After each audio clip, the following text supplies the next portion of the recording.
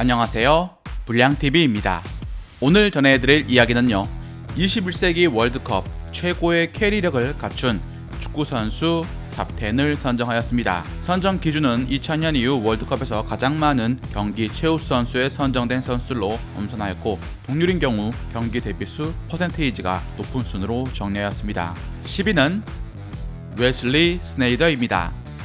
월드컵에서만 16골을 넣은 클로제가 아쉽게 11위로 밀린 가운데 네덜란드의 스네이더가 10위에 올랐습니다. 2010 월드컵을 보면 스네이더가 얼마나 뛰어난 활약을 했는지 알 수 있는 대회. 월드컵에서 4번이나 경기 최우 선수에 선정된 스네이더 최고의 경기는 2010 월드컵 8강전 브라질을 상대로 2골을 몰아치면서 삼바 군단을 침몰시켰던 경기였습니다. 16강, 8강, 준결승까지 3경기 연속골을 터뜨린 스네이더는 당시 대회에서 5골을 때려박으며 공동 득점왕에 올랐습니다. 21세기 네덜란드 국대 전성시대의 스네이더를 빼놓으면 섭합니다.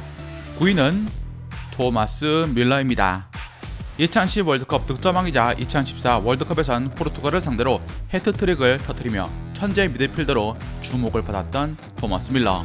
미국전까지 결승골을 넣으면서 그는 독일을 토너먼트로 가게 만들었습니다. 2018 월드컵이 너무 충격적인 쇼크로 밀러도 그닥 보이지 않았으니까 이때를 제외하면 밀러는 2010년과 2014년 나란히 2번씩 MOM을 따내며 발락의 에이스 자리를 이어받는 선수가 자신이란 것을 보여주었습니다. 21살의 선수가 대회 득점왕, 다음 대회에선 팀 우승까지 견인했으니까 어찌 보면 단순히 독일은 한 명에 의한 팀이 아니라는 것을 보여준 셈이었습니다. 실제로도 촘촘한 조직력에 축구 팬들은 혀를 내둘렀으니 말입니다. 밀러는 4번이나 MOM에 선정되었지만 독일 대표팀은 그냥 모두가 잘한다는 평이 많았습니다.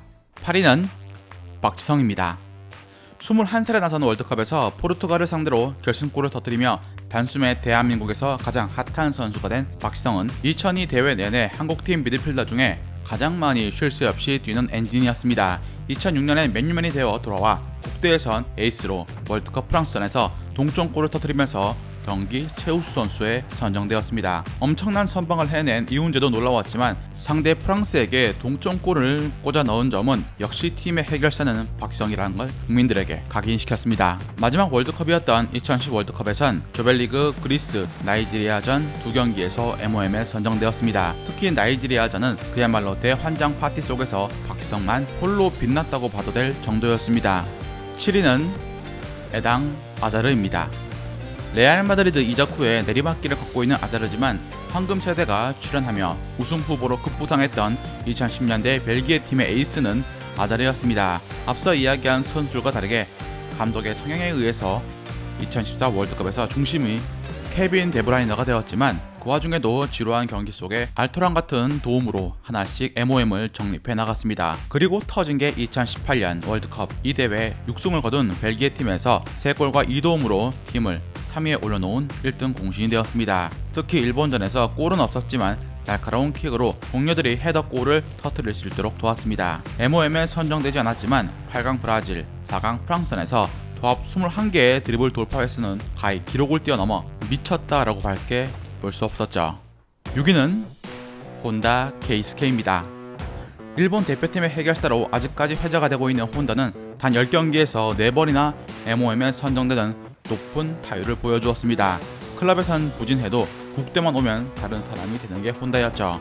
월드컵 3번 출전에 4골을 넣어서 아시아 선수로는 최다골 기록 따라서 카가와 신지, 나카타, 히데토시 등 많은 일본 선수 중 가장 으뜸으로 꼽는 이었습니다. 특히 2010 월드컵에서 16강 불패 신화를 써가던 덴마크를 조별리그에서 떨어뜨린 게 혼다의 무회전 프리킥 골이었죠. 이 대회에서만 3번이나 MOM을 받았는데 16강전 파라과이한테 승부차이 끝에 패한 일본이었음에도 경기 최우수 선수는 혼다였습니다. 5위는 하메스 로드리게스입니다.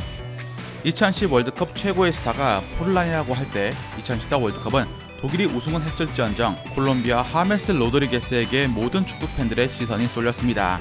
대회 5골을 몰아넣는 활약이었는데 조별 3경기 중 2번을 받았지만 모두 MOM을 줘도 할 말 없는 활약이었고 토너먼트 역시 우루과이를 이렇게 박살낼 줄은 예상치 못했습니다. 당시 22살밖에 안 된 하메스에게 왜 10번을 줬는지 알 수 있는 대목. 콜롬비아가 브라질의 벽을 넘지 못했지만 하메스는 이 대회 가장 뜬 스타가 되어서 레알 마드리드로 이적을 합니다. 2018 월드컵도 폴란드전, 하메스는 레반도프스키에게 굴욕을 남길 정도로 경기를 지배하는 선수가 되었습니다.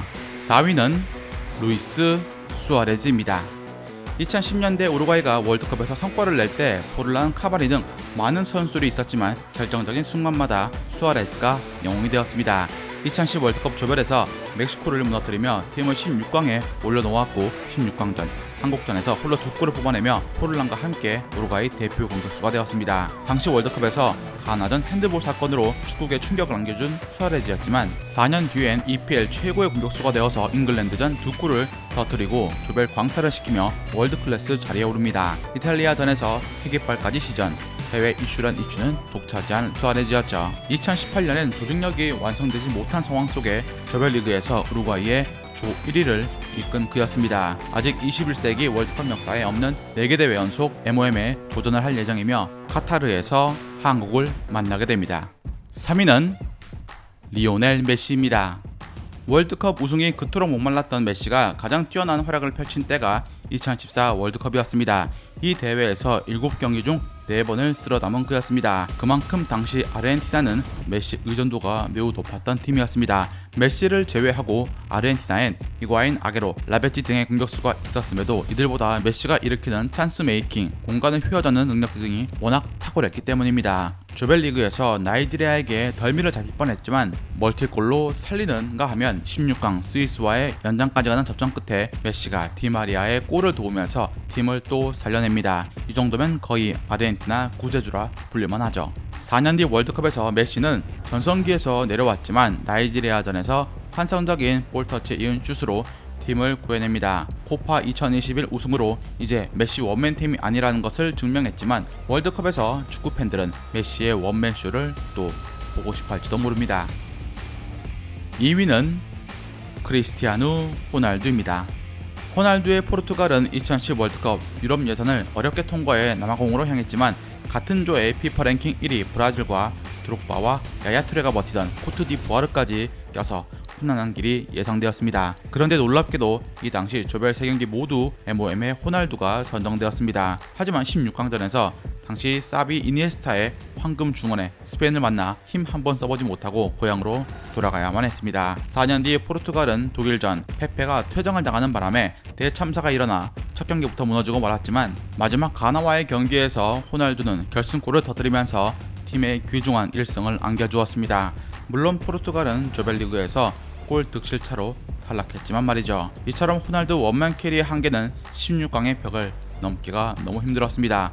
그래도 호날두는 2018 월드컵에서 스페인전 헤트트릭을 통해 역시 포르투갈의 미들맨이라는 것을 증명했고 모로코전에서 월드컵 통산 6번째 MOM에 선정됩니다. 오히려 호날두가 20살 때 처음 참가했던 2006년 월드컵에서 포르투갈은 무리뉴의 제자들로 구성된 탄탄한 조직력으로 4강에 올랐던 전적이 있습니다. 그땐 피구, 데쿠, 마니시 등의 고른 활약이 밑바탕이 되었다는 점이죠.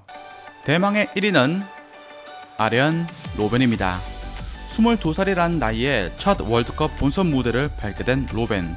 월드컵 데뷔 경기에서 결승골로 최고 수훈 선수가 된 그는 코트디부아르 전까지 날뛰었습니다. 바니스텔루이가 이때 득점을 했지만 최고 선수는 이 골을 도운 로벤이었습니다. 4년 뒤인 2010년엔 토너먼트에서 등장해 팀의 8강을 확정짓는 결승골을 넣었고 2014년 호주, 칠레 그리고 팀을 3위로 만든 브라질 전까지 3번이나 선정되며 네덜란드를 월드컵 3위에 올려놓았습니다. 워낙에 반페르시가 환상적인 골을 기록해서 그렇지 로벤은 당시 최고의 폼을 보여주며 디펜딩 챔피언 스페인 격파의 1등 공신 중 한 명이었습니다. 그야말로 승부차기 4강전 아르헨티나에게 지지 않았더라면 네덜란드의 우승까지 노려볼 수 있었을 정도로 이때 로벤을 막을 수비수는 없다고 여겨졌을 정도. 허나 랭킹 20위 안에 월드컵 우승을 폼에 안아본 것은 토마스 밀러를 포함해서 단 4명 뿐입니다. 한 선수가 경기를 휘어잡는 것보다 그라운드에서 뛰고 있는 모든 선수의 합과 우승 운이 얼마나 잘 맞아야 하는지 알 수 있는 대목이 아닐까요? 즐겁게 보셨다면 구독과 좋아요 클릭을 부탁드립니다. 다음 이야기에선 자만하지 않고 언제나 꿈을 꿔라 라는 구절이 적힌 성경 구절을 보며 미래의 꿈을 키운 선수 한 분에 대해서 소개해 드리고자 합니다.